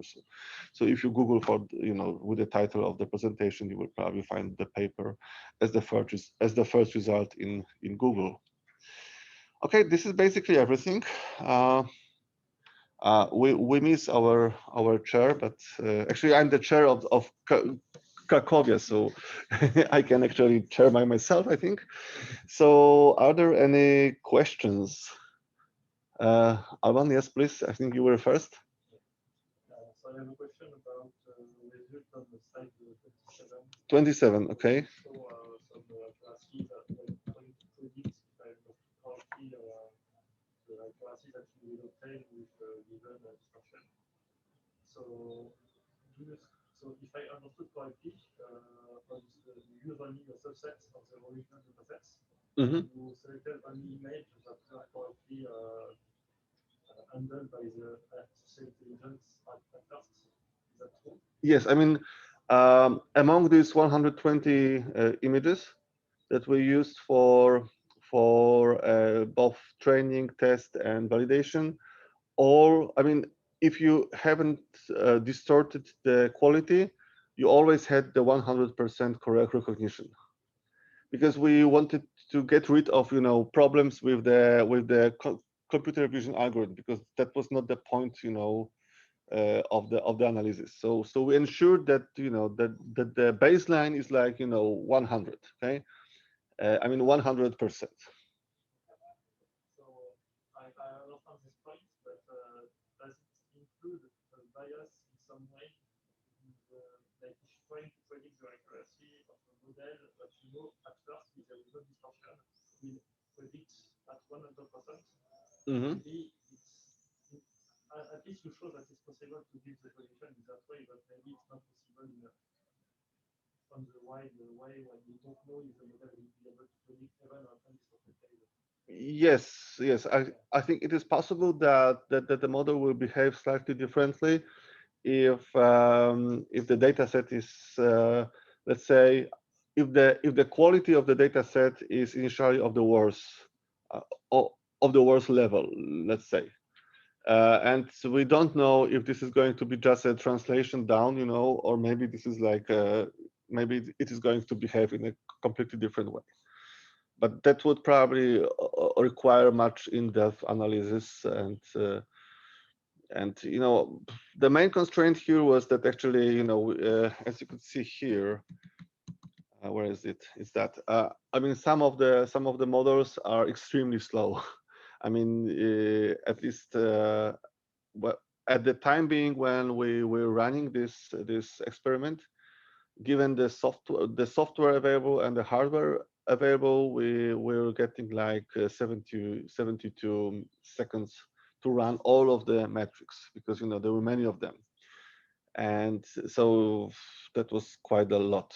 I think, you know, it's probably possible to run it much faster nowadays. I mean, it's like a at least 1.5 year old. I mean, since, you know, since we got these results until we publish it. You know, this takes time usually. So probably, you know, if we run it right now, maybe if we parallelize, you know, some of the tasks, that could be possible to make more in-depth analysis with many more pictures. Yeah. Yes, please, Jane. Thank you, Nicola, for a nice presentation. I'm thinking about the accelerating the system that you described. In some cases, we use C++. If we use C++ and if we use MATLAB, compared to together C++ codes and what you mentioned was faster. I'm thinking about the hardware that you want to use.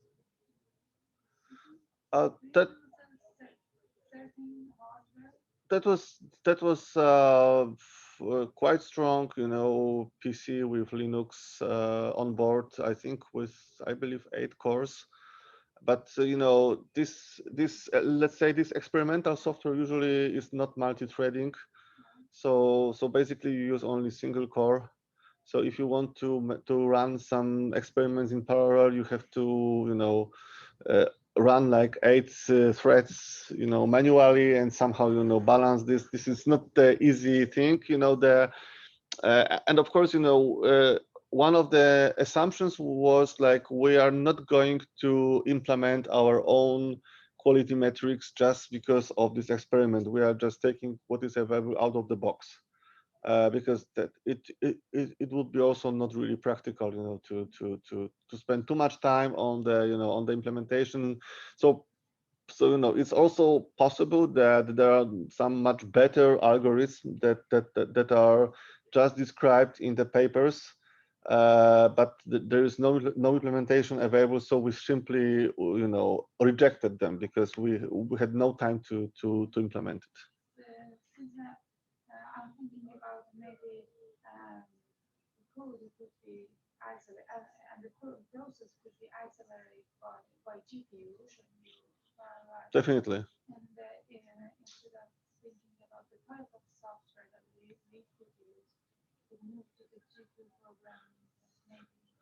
Well, actually, I already know some faster implementations. I mean, you know, since this 1.5 year, I've already learned that there are some faster implementations available that were probably not available, you know, 1 year ago, because people are still posting some faster models. But yeah, but we would need to start from scratch probably.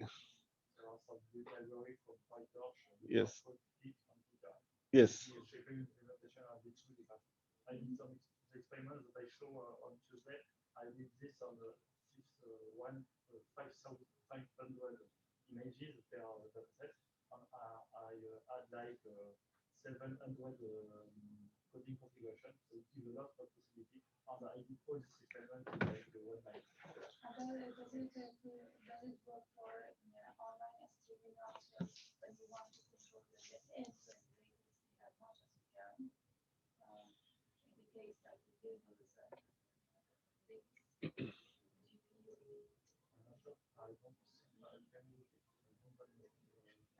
instead of you work with the images, but the way that you want to stream the video instead of working with the images, you just capture the scene and stream the video with one destination, not working on the images. The question is that in the real world streaming works.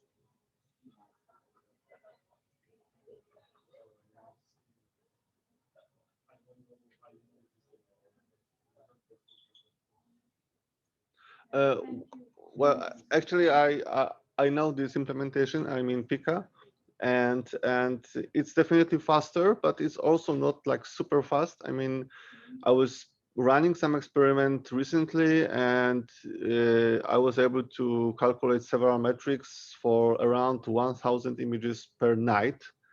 What is obviously faster? Yeah, that was the speed I got.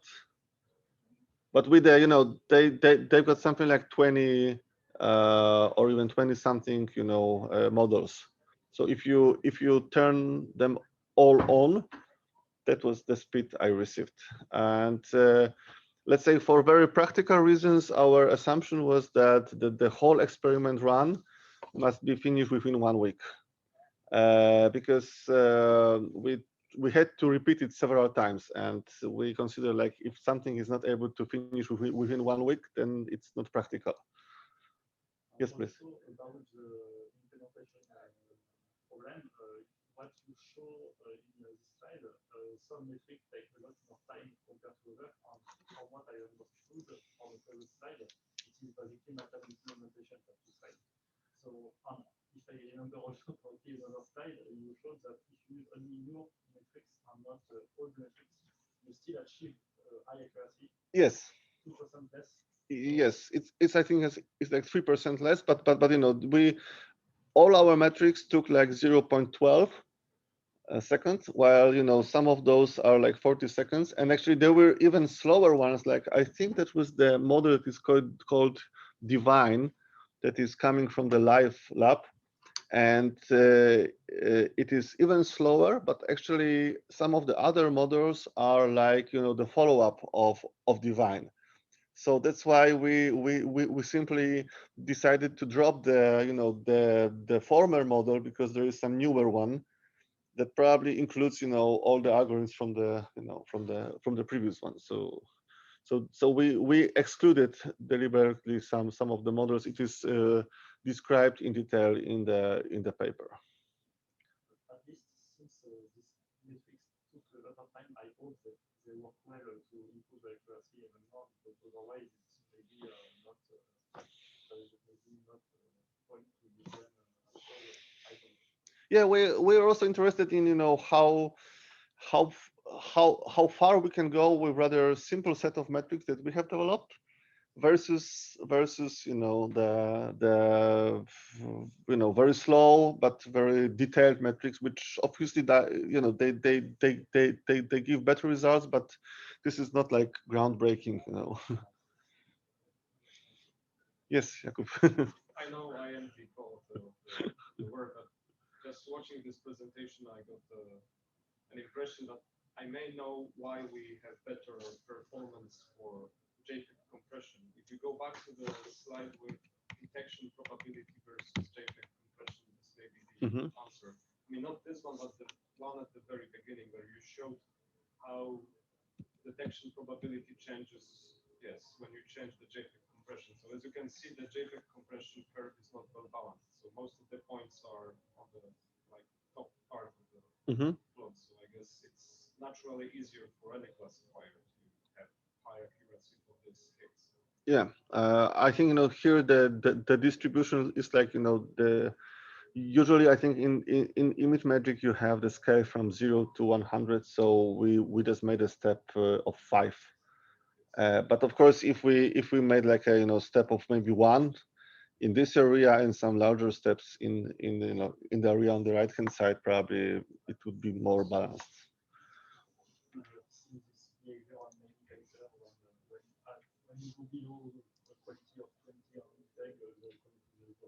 Yes. And we made the uniform distribution, but it's very unlinear, so that's why at the end it's not balanced. Okay. Any further questions? Sorry. Margaret raised his hand. Isn't this the question to the previous? No, I have a question on this one. Sorry. Okay. Miko, you went over the graphs a little quickly. Could you go back to the later graphs after this? Like here? Yes. What is the y-axis? This is the normalized value of the given metric, and yeah, so you should not compare, you know, the metrics with each other, because this is like comparing apples and oranges. but you should look only at the individual colors. How do they behave? Because we normalize them in order to put them on the same scale, on the same graph. But this is, these are the outputs of the metrics, which could be very different. I mean, sometimes it's like 0 to 1, sometimes it's like 0 to 100, and so on. But we normalize it in the scale of from 0 to 1. Okay, so we'd like to see a response changing, not a flat horizontal line. Well, if the response is changing, that means that a certain metric or certain model is sensible to the given distortion. It's not always the case. I mean, sometimes it is, sometimes it's not the case. But it's also like not like you should probably have a single metric that will be sensitive to all the distortions. So, I mean, it's only very bad if you have a metric that is not sensitive to any of the distortions, because then it means it is useless, and probably the model is just excluding it because it brings no added value. Thank you. My second question is on the different metrics you ran. What languages did you find convenient, and what interface did you find convenient? Well, this is like maybe implementation issue. I mean, everything was scripted in Python, but it used some, let's say, tributary, models coming from different lab. And the software we have, I mean, the video quality indicators that we have developed, they have been developed in C and C++. So they are really fast, but this is definitely not the language that is great for scripting. While many of the metrics coming from different labs were available in MATLAB. However, I see a growing share of models, metrics being released nowadays also in Python. So probably, if you are interested in some practical ways how to script things and how to develop things, I would probably point you to Python. I mean, this is the current trend, I would say, which could change in a couple of years, but this is how people are doing this nowadays. At least I have such an impression. Thank you. Okay. Have you got any, Jakub? Yeah, I have a comment to the question, the last question of Margaret. So I was the one integrating the measures of metrics, and I have to say, well, it was fine even for MATLAB. The only problem was the computation.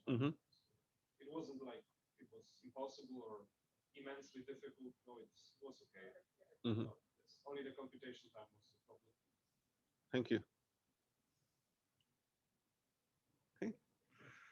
So if there are no questions, I will close the Cracovia session, giving you like half an hour to discuss the next meetings, right? Thank you. Yeah.